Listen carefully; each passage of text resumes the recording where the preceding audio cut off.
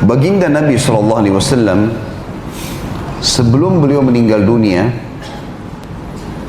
turun firman Allah surah Al-Ma'idah ayat 3. Di tengah-tengah ayat nomor 3 di Al-Ma'idah ini, surah nomor 5, A'udzubillahi minasyaitonirrajim, Al-yawma akmaltu lakum dinakum. Hari ini kata Allah, aku sempurnakan agama kalian. Sudah lengkap. Islam sudah sempurna. Wa atmamtu alaikum ni'mati, dan aku sudah sempurnakan nikmat-nikmatku pada kalian kalau kalian amalkan yang sudah lengkap itu. Wa raditu lakumul islam madina, dan aku ridha, aku terima amal-amalan kalian kalau kalian ikuti Islam. Tidak perlu ditambah, Bapak Ibu sekalian. Kita lihat sekarang dari pagi sampai malam aktivitas yang sesuai dengan sunnah Nabi. Misal antara azan dan iqamah subuh, ya, ada sholat sunnatul fajr yang kata Nabi SAW, rakaatai fajr khairu minad dunya wa ma fiha. 2 rakaat fajr lebih baik daripada dunia dan seluruh isinya. Sebentar lagi iqamah, ada sholat subuh 2 rakaat. Duduk di masjid habis subuh sampai waktu syuruk, awal terbit matahari, yang kata Nabi SAW dalam hadis yang dihasankan oleh para ulama hadis, siapa yang sholat subuh berjamaah di masjid lalu dia duduk berzikir, majelis ilmu kah, baca zikir kah, dia baca Quran kah, dia saling menasihati dengan saudaranya muslim kah, sampai syuruk, sampai awal terbit matahari, lalu dia sholat 2 rakaat, pahalanya sama dengan haji dan umroh, sempurna, sempurna, sempurna. Baik, istirahat sebentar, ada duha. Duha dari 2 rakaat sampai 12 rakaat. Kata Nabi SAW, di dalam tubuh manusia ada 360 sendi, yang setiap hari manusia itu harus bersedekah sebagai tanda syukur kepada Allah, supaya sendi-sendinya ini semuanya bisa utuh setiap hari. Jadi kalau ini harganya 1 sendi 1.000 ringgit, maka kita harus bersedekah 36.000 ringgit per hari untuk supaya sendi-sendi kita utuh. Apa kata Nabi SAW? Dan 2 rakaat sholat duha menutupi sedekah 360 sendi itu. 4 rakaat juga ada perintah dalam hadis yang sahih riwayat Imam Ahmad, hadis qudsi. Nabi SAW bersabda, Allah berfirman, hai anak Adam, rukuklah untukku 4 rakaat di awal pagi, aku akan penuhi semua hajatmu pada hari itu. 4 rakaat sholat duha. Ada 8 rakaat, ada 12 rakaat. Nabi SAW pernah kerjakan 8, pernah kerjakan 12. Baik, istirahat sebentar, ada duhur. Ada qobliyah duhur 4 rakaat, ada duhur 4 rakaat, ada ba'diyah duhur 4 rakaat. Kata Nabi SAW dalam hadis hasan, man hafidha 4 rakaatin qabla ad-duhri wa 4 ba'dahu harramallahu alaihi nar. Siapa menjaga 4 rakaat sunnah sebelum duhur dan 4 rakaat sesudah duhur, Allah akan mengharamkan baginya api neraka. Istirahat sebentar, ada asar. Ada qobliyah asar 4. Kata Nabi SAW dalam hadis hasan riwayat Imam Ahmad, rahimallahu mri'in hafidha 4 rakaatin qabla al-asr. Semoga Allah merahmati seorang hamba yang selalu menjaga 4 rakaat sebelum asar. Habis itu ada asar 4 rakaat. Tadi ada yang saya lupa ya, habis subuh bisa zikir pagi, habis asar ada zikir sore, zikir petang. Sebentar istirahat ada maghrib, qobliyah maghrib 2, maghrib 3, ba'diyah maghrib 2. Sebentar istirahat ada isya, qobliyah isya 2, isya 4, ba'diyah isya 2. Sebentar istirahat ada sholat tahajud, 8 rakaat tahajud, 8 rakaat tahajud dengan 3 witir. Sebentar istirahat sudah subuh kembali. Kira-kira Bapak Ibu sekalian jawab jujur, padat nggak ini?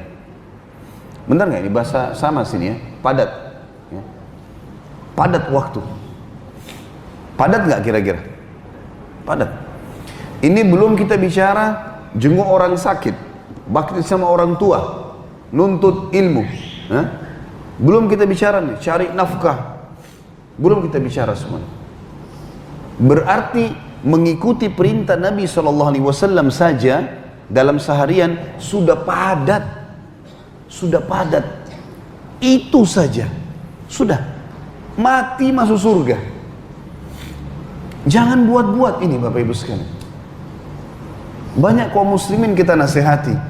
Akhi, ukhti, jangan buat-buat ibadah yang Rasulullah tidak contohkan. Oh ini garis keras. Oh ini tidak benar ini.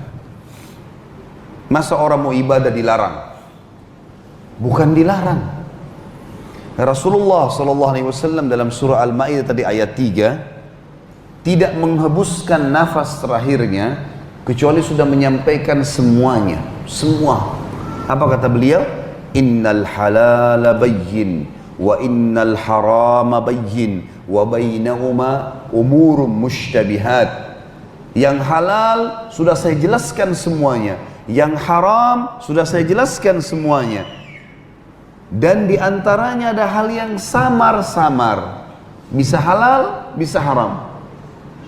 Siapa yang menyelamatkan dirinya dari hal yang samar-samar, tak tahu hukumnya, boleh atau tidak, dia tinggalkan, maka dia telah menyelamatkan kehormatan dirinya dan agamanya.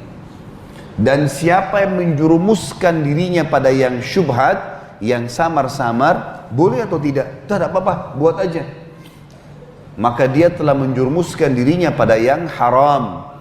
Seperti pengembala domba yang membawa dombanya ke sebuah ladang yang rumputnya lebih tinggi dari dombanya, sehingga dia tidak tahu domba mana yang dicuri oleh serigala. Berarti jelas kan? Halal jelas, haram jelas. Yang samar masuk di haram. Selesai urusannya. Sederhana sekali.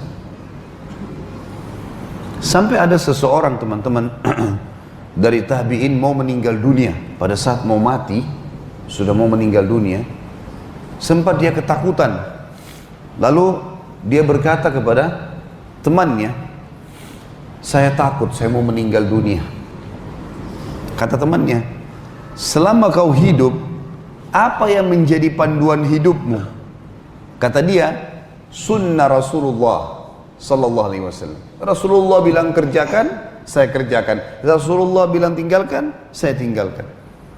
Apa kata temannya? Mati saja, kau pasti masuk surga.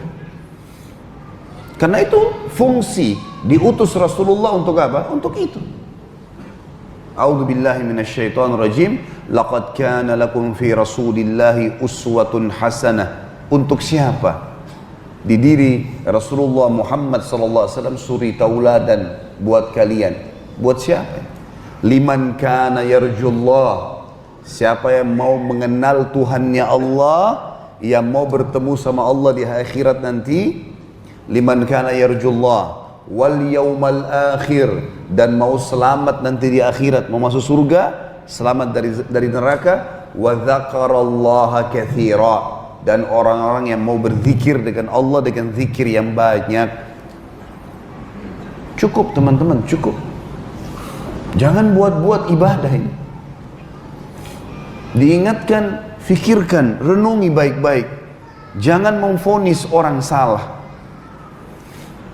Kalau ada orang yang mau membuat satu ibadah yang baginda Nabi Muhammad SAW tidak contohkan teman-teman, seperti dia sedang bilang, maaf Rasulullah, saya lebih mengerti daripada anda.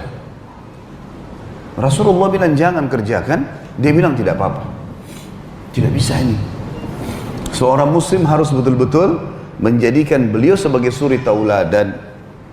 Dan subhanallah, hidup kita indah rasanya. Agama jadi ringan rasanya kalau mengerjakan